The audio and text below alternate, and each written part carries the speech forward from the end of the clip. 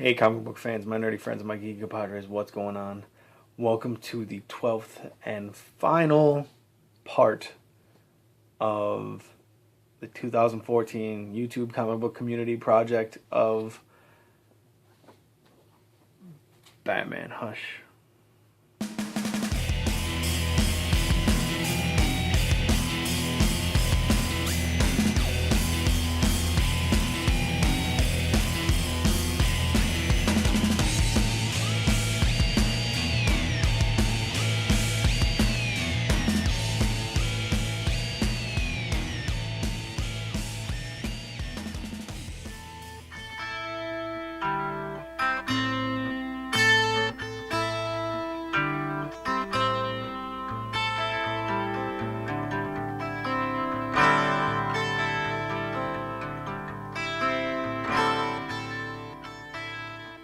Okay, so my issue was 619. Got a little bit of a glare there. 619.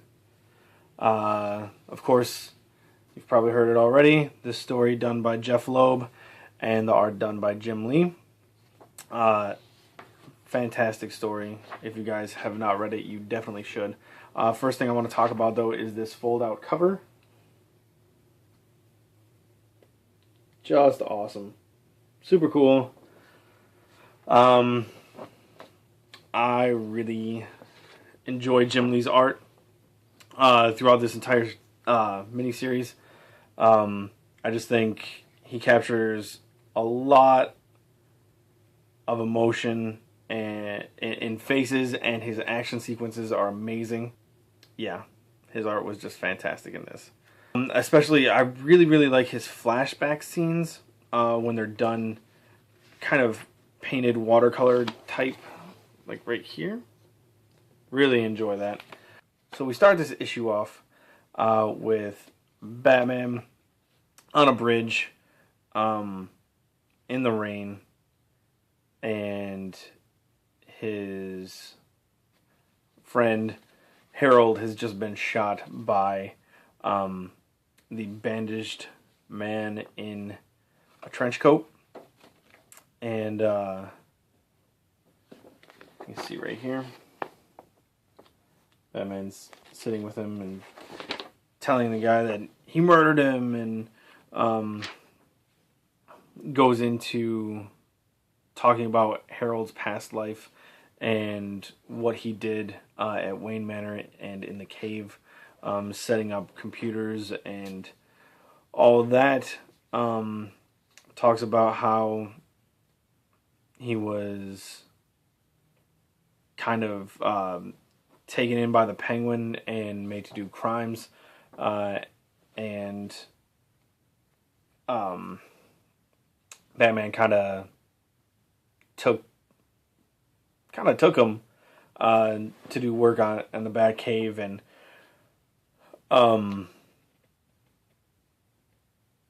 kind of gave him a place to be good and not trust the evil in people. And he goes on to explain how invaluable he was to, the setup of everything technical in the Batcave, and how he kind of had this ability to talk to computers, and what he did was amazing. Then he kind of gets into realizing there's a lot of distractions going on in his life right at that moment, and how Harold's death is supposed to put him off balance, and how his relationship with Catwoman is meant to put him off balance, and how seeing Jason Todd again is meant to throw him off, and he's trying to figure out who this bandaged up villain is. And as they're kind of in the middle of fighting, Batman sees this, and that's the jade pendant that Dr. Tommy Elliot war that his mother gave to him. And as they're fighting, the bandaged man starts saying or telling stories that only Tommy would know, and calls Batman Bruce. Tells him that if he didn't give the pendant back, he was gonna hurt him so bad. He says, like, I told you once, if you don't give it back, I'm gonna hurt you so bad. And that was something we saw in previous issues in this story arc, that in a flashback, Tommy said that to Bruce about the jade pendant. And the bandaged man begins to tell Bruce, like, do you think it's a coincidence that we're here on this bridge in the middle of a rainy night? And this is where Tommy's parents got in their accident, and his father died, and his mother ended up living thanks to Bruce's dad. And we have this scene here where they're fighting and they're talking about it, and Batman's kind of going along the lines of not thinking it's Tommy and saying, how could you hear these stories? Dr. Thomas Wayne did everything in his power to save the Elliots. And the bandaged guy says, yes, just like you promised he would. He lost my dad, though, left me with my mother, and then gets punched in the face. And he says, stick a needle, Bruce. And Bruce remembers that stick a needle was one of those sayings that they said to each other when they were kids. And he goes on talking to him. He says, is this all because of a child's broken promise? Meaning his promise to Tommy that Bruce's dad would save Tommy's father and mother. And the bandage man says, no, Bruce, I was never angry that your father let my mother die on the operating table. It was that I was never angry that your father let my father die on the operating table. It was that he let my mother live. And Bruce says, what? And the guy says, I insisted their driver stay home that night. A rainy night, a severed brake line. I wanted my parents to die, Bruce. And your father ruined that. And he shoots at the Batmobile, and it blows up, just huge.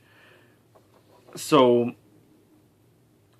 we're led to believe that, of course, this bandaged man is Tommy Elliott. And he's been so angry with Bruce all these years because his dad saved Tommy's mother instead of letting her die. All because he wanted the family money right then. So this was all about money to Tommy. Eventually his mother dies of cancer and he gets it that way, but he's just really upset that he had to wait so long. Then Tommy has a batarang to Batman's throat and he's about to kill him, but Jim Gordon shows up, and with him is Harvey Dent. Harvey and Tommy apparently had an agreement. Harvey goes back on this agreement and shoots him twice. So Tommy gets shot, double-crossed by Harvey Dent, who used to be Two-Face. And he falls off the bridge and into the water. Jim Gordon says that he's pretty much going to arrest him and to give him the gun. And So Harvey gives Jim the gun back, and he says, it's like I told you, Jimbo, your old police weapon was used to kill Tommy Elliott. Look, I shot Elliott in that alley. It's how I knew the Joker was innocent. So he's telling Jim Gordon that he was the one who shot Tommy Elliott in the alley when Batman thought it was the Joker and went all rage and beat the crap out of him. And Jim kind of, you can see right here, holding his nose, like saying, "You shot Dr. Thomas Elliott?" And Harvey says, "Yeah, well, there's not a lot of vital organs you can hit when they're made out of clay." So he's telling him that it was Clayface instead of being the actual Tommy Elliott. So it's all this craziness all kind of getting figured out right now, where this has all been a big game, kind of with a whole lot of pieces put together to kind of mess with Batman. Not to kind of mess with him, but to really, really F with his life. So Batman actually jumps into the river to go find Tommy in the bandages, because he wants to make sure that that's him, but comes up with nothing. And him and Harvey Dent kind of have this discussion where Harvey tells Batman that he's Harvey now. Two-Face is gone after the facial reconstruction, and that it was Dr. Thomas Elliott who did the work to fix him. And Batman's kind of taken aback because he keeps thinking that Tommy's dead, and Harvey is saying, well, if you look in the grave, you can see the residue of the clay, saying that it's Clayface. And then Batman is seen here wishing that Harold was made of clay, but he's not. From there, we go back to Huntress and Catwoman. They just kind of talk to each other, saying, Catwoman was questioning Huntress, and Huntress was saying, look, Scarecrow messed with my head, and Catwoman's like, yeah, well, Poison Ivy messed with mine, so I kind of know where you're coming from. They go on to discuss how things change over time. Huntress mentions how Catwoman has changed her costumes and even sides over the last couple years, and she asks, was it worth it to switch sides? And Catwoman's kind of like, yeah, if you do it for you, not for anybody else, it's worth it. And then they're just like, they change subject, and it's like, oh, I hear Dr. Thomas Elliott's dead again. And Catwoman's like, yeah, I heard that too. And Hunter says, good, the bastard. And then we switch scenes to Batman and Superman in the Batcave. Batman just kind of goes on to tell Superman how everything ended up happening, how he ended up, how everything tied together, how he ended up in the alley, and how when he did the Morse code to ask for Tommy Elliott to be a surgeon, why he thought of him. And it was because Harold had messed with the software in the Batcave to send subliminal messages to Bruce Wayne of pictures of Tommy Elliott while he's working. So when he was thinking he needed medical help, the only thing he could think of is Tommy Elliott. That was pretty crazy. And then he didn't understand how Tommy found him in Metropolis like he did, and then thought when he had the surgery done, maybe he implanted something. So he gets Superman to X-ray vision the base of his skull, and they find a little like a tracer, and he asks Superman to burn it out of him, which,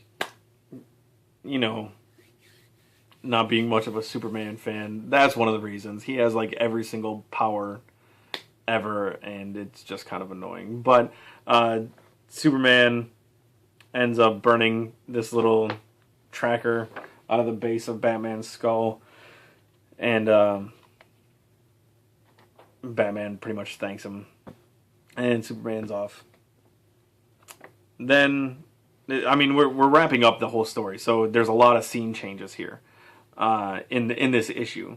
So next we go to Arkham Asylum, where Batman starts interrogating someone, but starts off by saying, "This is not going to be recorded. Nobody's watching. Just so you know." And he's like, "I didn't think you were capable of it. Criminal mastermind and you don't come together immediately." So he's talking to someone in Arkham Asylum, and you get this. So a crossword puzzle with a purple glove, you kind of automatically know who it is. And he goes on, and I kind of want to just read this to you guys, because it's quite a lot, and for me to try to explain is kind of insane. So the best way to do it is to kind of read it to you. So stick with me. Starts off with Batman. "This will not be recorded. No one is listening in. I think you know why. I honestly didn't think you were capable of it. Criminal mastermind and you don't come together immediately." That was sort of the point, wasn't it? And then Batman says, "Was it? You still don't have the pieces. That's why you're here. This is fun. Presumably, it all began with Killer Croc kidnapping the boy. You didn't need the ransom, did you? Elliot's wealth financed all of it." And Riddler says, "Essentially, but you can never really have enough money, right? You know better than anyone. Where did you get the kryptonite for Ivy's lipstick? Where did you get it for that ring? You have enemies in very high places. But you didn't hear that from me. So you promised Croc you could surgically cure his mutation for a price? You have to remember that we're not dealing with a brain trust there. Croc never quite understood that we infected him with a virus. He was desperate for a cure, and we'd have provided it during surgery. The antidote isn't hard to figure out. I imagine wherever the feds have him, he's been restored. Scarecrow did the evaluations. Everybody wants something. Poison Ivy? Money. And she's got a thing about Catwoman. Harley Quinn? Love. Getting to work with the Joker. The Joker, he couldn't have been easy. At first, when he heard the Jason Todd gag, he couldn't resist. Clayface? Money. Another moron.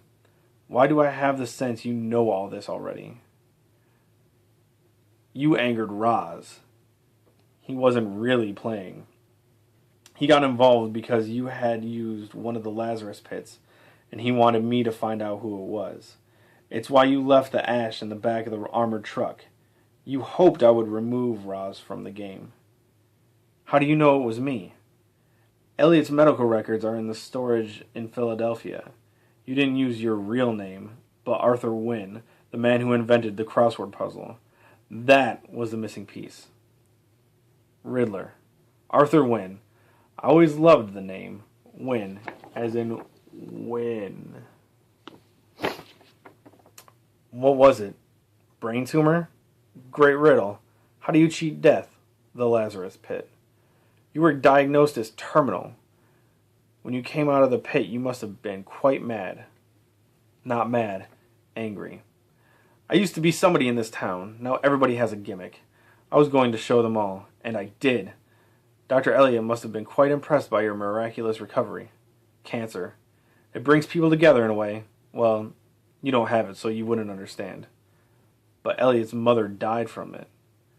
I thought he'd pay a fortune for the cure. Turns out he wanted something more. He knew I was from Gotham City, and... my, oh my, did he have a mad-on for Bruce Wayne. So you came up with a bandaged man in a trench coat. Hush. Hush? It started as a joke, you know. We had to keep it secret. Then Scarecrow starts singing the song, Hush Little Baby. It's about a kid who can't be satisfied, and it stuck. But in order to make it all work, you had to solve the riddle. Yes, the Lazarus Pig gives you a unique kind of clarity. Riddle me this. Who is that under Batman's mask? And now the world is my oyster. Right, Bruce? So right here, Riddler is letting Batman know that he knows that he's Bruce Wayne. And Batman comes back with this, what time is it when an elephant sits on a fence? And Riddler says, what? What time is it when an elephant sits on a fence? Time to get a new fence. Everyone knows that one. It's worthless. Batman says, that's why I have nothing to fear from you. You had to tell Elliot, but no one else.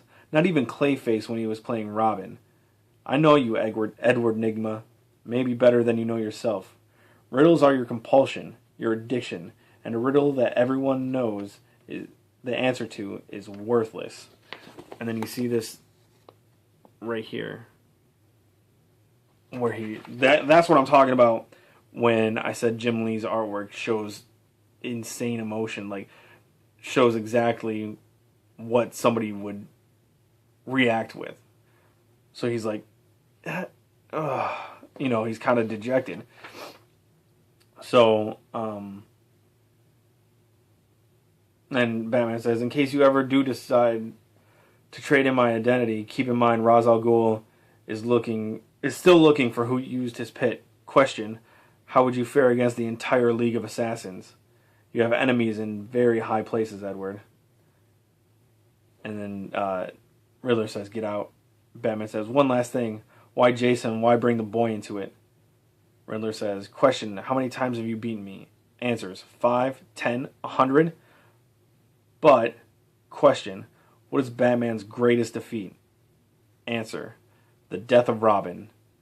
Didn't like having your nose rubbed in it, did you? Batman says, his grave is empty. Where is Jason's body now? And Riddler goes, that is a riddle, isn't it? And Batman just punches him right in the face.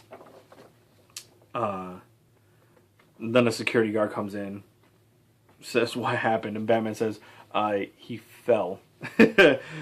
And the security guard says, do you need any help? And Batman says, no, we're done. And then we cut to the last scene. Batman standing on top of a hill where he buried Harold, overlooking Wayne Manor, and kind of saying that it's his home. And Catwoman comes up. Let me see right here.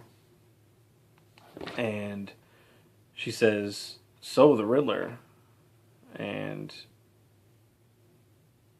Batman kind of goes on to explain what happened, like the whole setup and everything like that. And he like in this right now, you feel Batman being distant to Catwoman, and he says that he's never done very good with friends and partners. And Catwoman's like, well, what about Nightwing and Oracle and Robin? And Batman's kind of like, we both know what Scarecrow said about something else affecting my mind. And she says, yes, and that could have been a bluff or those subliminals you told me about. And Batman says, or we both could be under Ivy's spell. And Catwoman says, hush. And Batman freaks the F out. He's like, why would you say that? And she was like, what are you talking about? You're hurting me. And what the hell's wrong with you? And Batman kind of like starts wondering whether she was in on it the whole time or not. Pretty much ends the relationship there. because you know he doesn't trust her.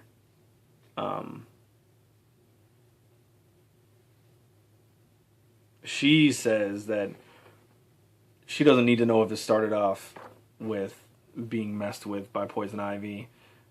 She knows that how she feels about Batman, and Batman is just kind of doesn't. He's not about it. He's still questioning whether or not her loyalty, and she's just like, well, maybe someday you'll come to trust. And until then, she walks off, and then we end right here with Batman standing at Harold's grave, and it says the end.